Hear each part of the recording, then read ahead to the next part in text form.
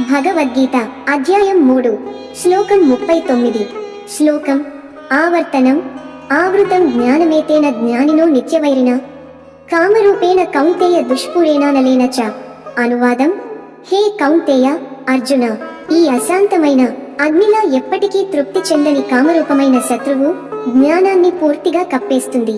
వివరణ ఈ శ్లోకంలో శ్రీకృష్ణుడు మనసులోని కామాన్ని నిత్యవైరిని ఎప్పటికీ శత్రువుగా చెబుతున్నారు. ఇది మన జ్ఞానాన్ని ఆవరించి సత్యాన్ని చూడకుండా చేస్తుంది.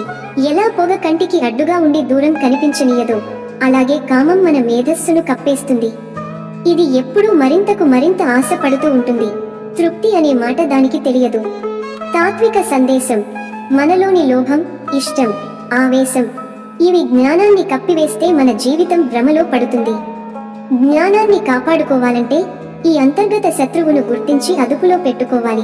ఉదాహరణ, ఒక బావిలోని నీరు ఎప్పుడూ స్వచ్ఛంగా ఉండాలంటే దానిలో మట్టి, చెత్త వేయకూడదు. అలాగే మన హృదయంలోని జ్ఞానం స్వచ్ఛంగా ఉండాలంటే మనసులోని అశాంతి, ఆశలను తొలగించాలి.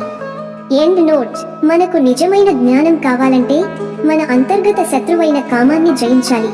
అప్పుడు మాత్రమే మన జీవితం శాంతి, సత్య మార్గంలో నడుస్తుంది. ఓం శాంతి శాంతి శాంతి. కామెంట్లలో మీ అభిప్రాయాన్ని చెప్పండి, లైక్ చేయండి. ఈ తాత్విక సందేశాన్ని మీ మిత్రులతో షేర్ చేసుకోండి.